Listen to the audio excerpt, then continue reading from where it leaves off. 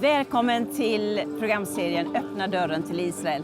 Du känner säkert igen platsen som jag står på just nu, men Israel har så mycket mer att upptäcka, även om den här är en mycket speciell plats. Så i de här programmen kommer du att få möta personer här i Israel, men också i Sverige, som förhoppningsvis ger dig svar på några frågor som ofta dyker upp när Israel kommer på tal. Sedan 1980 så finns den internationella kristna ambassaden på plats här i Jerusalem med cirka 40-50 personer som i praktisk handling vill förvalta det uppdraget som du och jag har från Jesaja kapitel 40, där det står trösta mitt folk och tala ljuvligt till Jerusalem.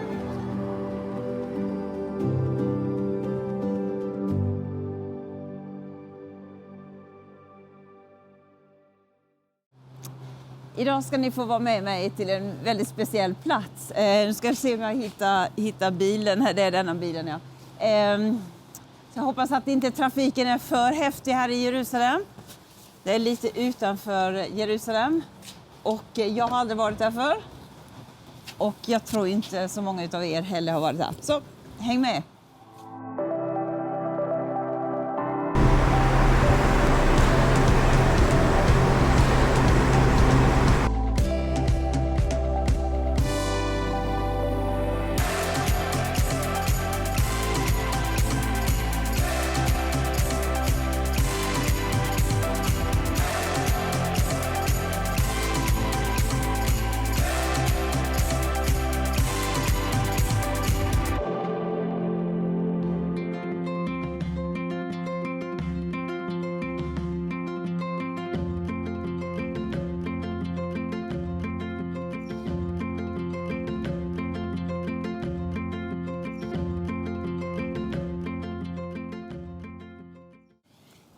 Ja, då har vi kommit fram.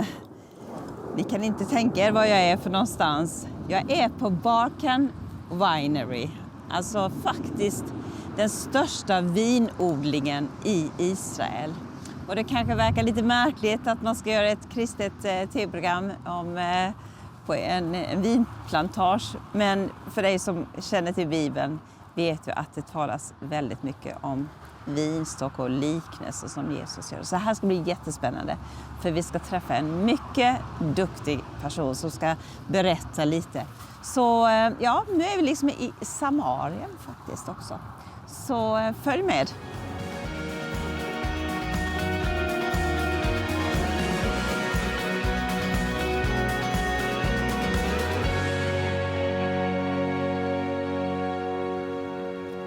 So interesting to be at your place. Thank you for having us. And I just have to congratulate on your diploma to Master of Wine. Thank you. And I understand it's only 419 in the world. Yeah. Is that right? Yeah. And Very two few. of them are here in Two Israel? in Israel. Yes. So Some of them are in Sweden. Okay. Oh, how many do you know? I don't. I know some people from Sweden that are masters of wine. Some of them have worked in the monopoly. Systembolag. Yes, that's Systembolag. Systembolag. Yes, yeah. And and quite a few. I don't remember the exact number, but Sweden is a real great place for wine. There's excellent wines that are consumed by the Swedish people, and very good market, very advanced and up to date. Yeah. But now we are in this area at the Judean foothills, you know, and I understand that this is the largest in Israel. Yeah, this is the largest in Israel. We source our grapes from different areas, including the Jerusalem area that we call Judean Hills. Some from the Golan and a lot from the Galilee. These are the top regions. This winery, the vineyards around here, it's a good area, not the best. We make our entry-level wines and mid-range wines from grapes grown in this area. The Judean foothills is a hillside area, but it's right where the coast starts, basically. So the coastal area and the hills, the foot of the hills, they cross here. So this is a place where we grow entry-level, simple, some mid-range wines. But in Israel, when we want to produce the top wines, we go up to the mountains because we need cooler climate. Oh, really? Yeah. That sounds kind of strange. So, because, thank you. Thank you very much. This, we are being served with a grape variety called Marawi. It's in Hebrew. Sorry, this is not the export label, but this is Marawi. And Marawi is a very old grape variety native to Israel. Yes. And we believe it has been here since forever. So maybe even during the times of Jesus Christ. Yes, Yeah. and what I think I read about is that it's quite new for you, even if it's a few thousand years old, but you have found it, or how did it happen? Well, it almost extinct. There are very few vineyards left. And 10 years ago, we started a big project of recovery and finding of ancient varieties. Yes. Some are still grown, like the Marawi. We know about Marawi. There have been few hectares left, but people didn't make wine out of it. They just grow it in the mountains somewhere for their own consumption. And this is a variety that we know of. But we also discovered varieties that we don't know of, and they are found by the Jordan River or in sandy areas near the coastline. Just a single vine or few vines, and we started doing DNA analysis to find out what they were, to make sure that they are indigenous, they are local to this land. Yes. And then we started making wine out of them. And slowly, after those 10 years, we found out some varieties that are new, but basically they are very, very old. We can't say how old are they, but it can be easy to assess that they are anywhere from few hundred years old to maybe 2,000 or 3,000 years old. Yes, yes. Yeah.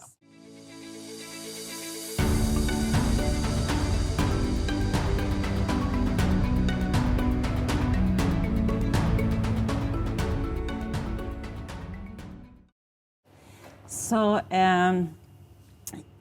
just go back to this cold weather, because now in March it has been extremely cold. So is that better than... It's very unusual. We are in mid-March and we are about to have snow in the mountains around us.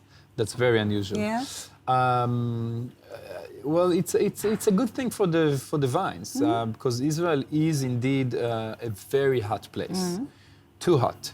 We enjoy when it's cold in the winter, and we enjoy it when it's cool in the spring and especially in the summertime.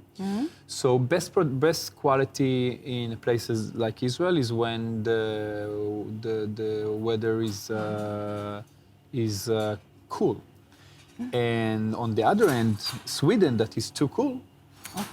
Warm summers are beneficial for vineyards, because I understand that now people are starting to grow vineyards in Sweden. Or in the gardens, it's very popular. You know, I planted 2 in my garden, and you know, it grows very good. But I understand that's not the way I should do it. Well, yeah, but you know, with the global warming, maybe. I mean, there's in Denmark there are vineyards. Of course, north of Germany is full of vineyards. Maybe Sweden as well, with the global warming, will become a serious wine production region. Yeah. But the history of the wine from Israel is not that good. But now you have a lot of awards from this winery.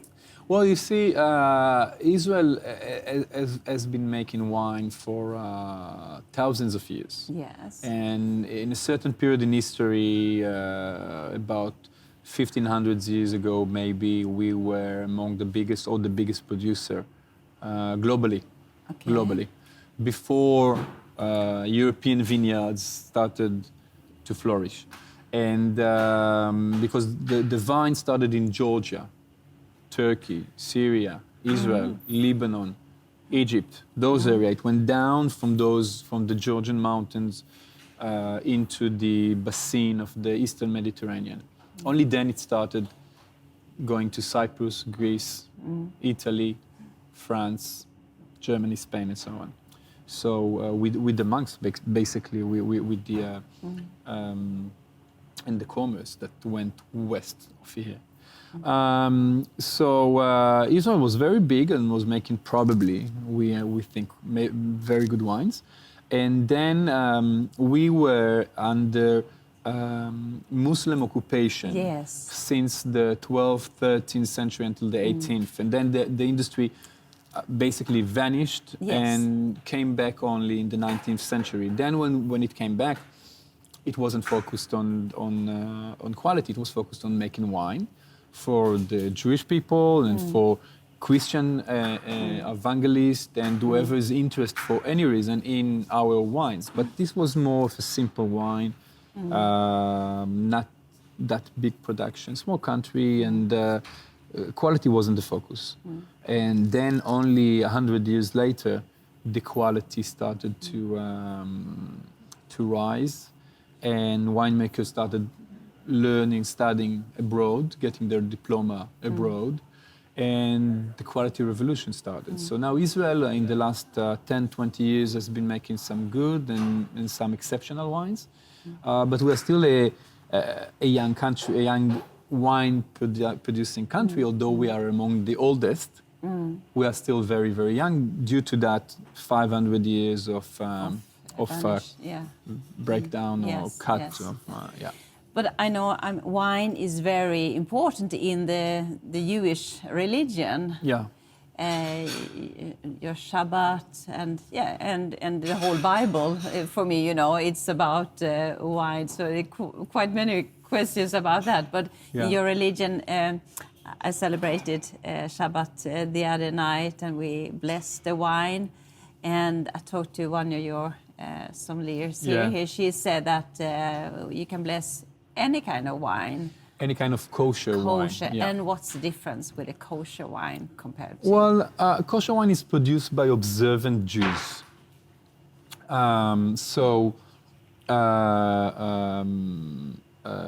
Orthodox observant Jews are only they are allowed to touch the wine while they produce it, while they make it. So whoever is even a Jew like myself that is not an observant Jew, I'm not Orthodox, cannot touch physically the wine until it is bottled. So but I give them when they pick the grapes. Starting the arrival to the winery. Wine is since the crushing of the grapes. Okay. Yeah. So this is a very ancient law or regulation for kosher wine, hundreds of years ago, maybe 1,000. And we have a rabbi supervisor that make sure that only observant Jews are involved in the production of the wine. And in order for wine to be called kosher, it needs to be done that way. Okay. If it's not supposed or meant, or maybe it's not important for that winery or winemaker to be kosher, then it is produced just as any other winery in any other part of the world. Yeah. But then I was told they served a special Shabbat wine. And it should be sweeter. So what's this is just a tradition. I mean, it's just as kosher. Even grape juice, by the way, you can bless on grape juice. You can bless on wine, and you can bless on a sweet wine that we call kiddush. Kiddush is the Friday, the Shabbat evening, the Friday night ceremony. It's called the kiddush. And it is just a tradition for many that don't drink wine regularly to drink a sweet wine because it's easier. It's not it's sweeter. alcohol in No, it? it has alcohol, but it's just easier for them if they are non-consumers. Okay. I mean, I drink every day. Yes. So, happily. So, I am a consumer. Whoever's not really a consumer but needs to drink, to taste on Shabbat evening, then it's easier to go with grape juice that is equally good for Kiddush, for the ceremony, or with sweet wine because it's simply easier for them to taste. But any wine, dry wine, sweet wine, off dry, grape juice, everything, as long as it's kosher, it's good for the observant Jews for that ceremony. You know, me as a Christian, we have the story in the New Testament about Yeshua. Yeah. And the first miracle is told that happened in a wedding, and he was there. You know, and suddenly everything was empty, all the wine was, finished, and so that was the first miracle. Yeah. And when the servants start to serve the wine, that had in this kind of, it must be in. Yeah. It says that it was, I don't know. It how turned many. water into wine, yes, did he? Water, and it was from buckets like that, and they went aboard. They said, this is so special because this is the best wine. It's better than the other one. So, how to define the best wine? Well, this is a big question. Of course, the best wine is objectively whatever is good for you, personally.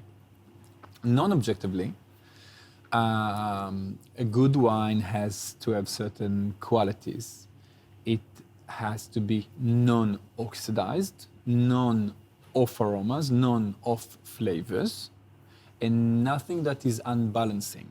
Too much oak flavor from the barrel, too much alcohol. It has to have harmony and balance. So first thing is whatever's good for you, you can define it as a good wine. But non-objectively, I mean non-subjectively, just an objective, that's what I meant. An objective view would be saying, a global view would say, there's a certain harmony and balance between different components in the wine.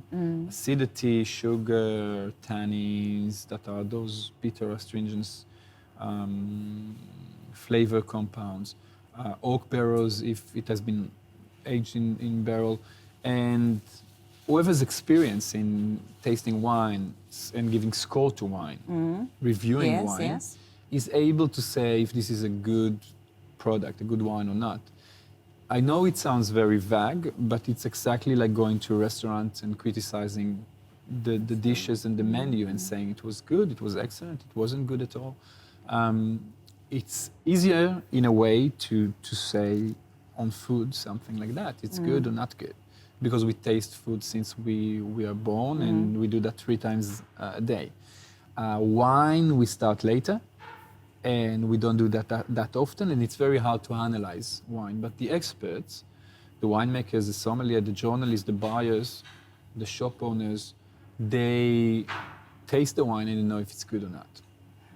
So our job in a way is to say what's good and not, and if we do our job correctly and nicely, then people in Sweden in the Systembolaget, they have good wines at different price range. By the way, the Systembolaget is doing blind tasting all the time.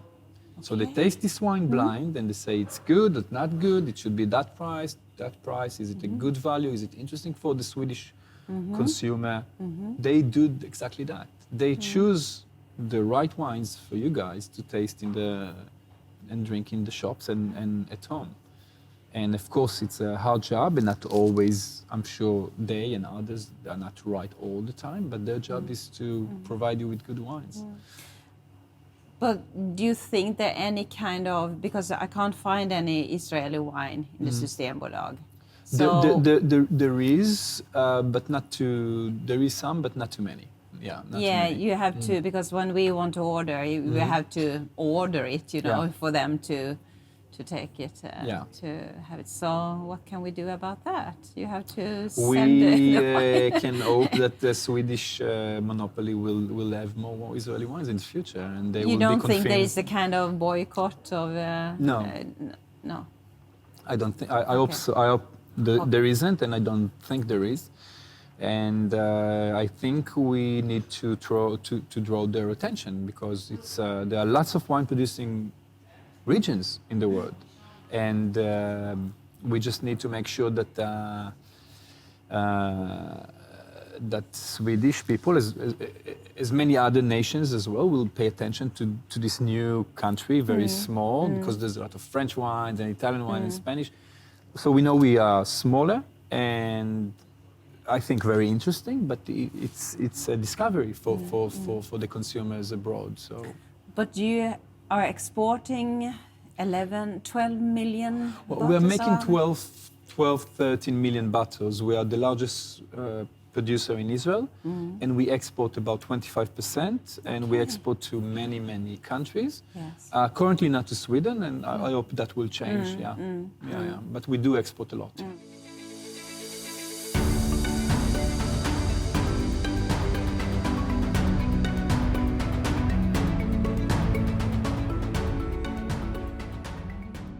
It's very fantastic, very interesting to see. So we will just thank you for now, and Thank we you will for go coming around here. here. And I hope you'll get to have Balkan Segal wines in Sweden in the future. We have two brands here, Balkan and Segal.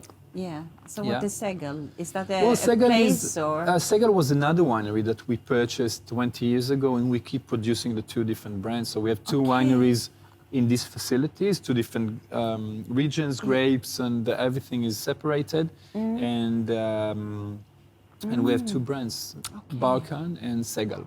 Yes, and people can come here and visit whenever they want. Yeah, the visitor center. I invite whoever sees us in Sweden or in Israel to come and visit us. Yeah. Wonderful. Thank you. Now I know you have a busy. My pleasure. Thank you for one more question is that, there are so many gardeners, the whole production. So where do your expertise come in the chain? I'm in charge of all the production. So from the vineyards surrounding us and all over Israel, until the bottling of the wines. So the planting, uprooting of vineyards, which varieties, which areas, the harvest, of course, when we pick the grapes, the fermentation, the aging, the preparation for bottling, and the bottling. And I'm involved also with export and marketing, because winemaking is a very specific field of interest. And of expertise, so I'm involved also in that. So you are with the from marketing, the very beginning the to whole follow production it. chain, yeah. And that is important, I say, because that's also one of the stories about the the owner, to really make sure that they are doing the right job on their plantation. So we work with a lot of growers, agronomists, and it's a big operation. Yes, wonderful. Good. Thank you. Yes, thank you. My pleasure. Thank you very much. Thank you.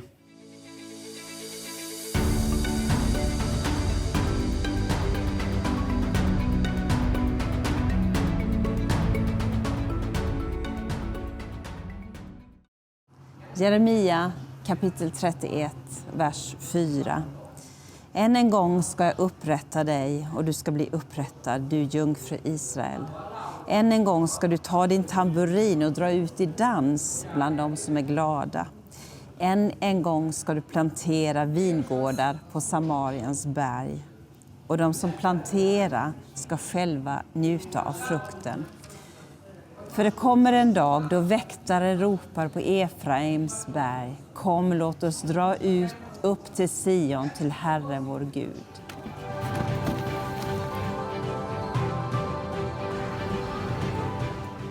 Tack för att du har varit med och sett på det här programmet. Vill du veta mer om den internationella kristna ambassaden Jerusalem, så är du hjärtligt välkommen att gå in på vår hemsida icej.se. och se på vilket sätt du kan vara med att stå upp för Israel idag.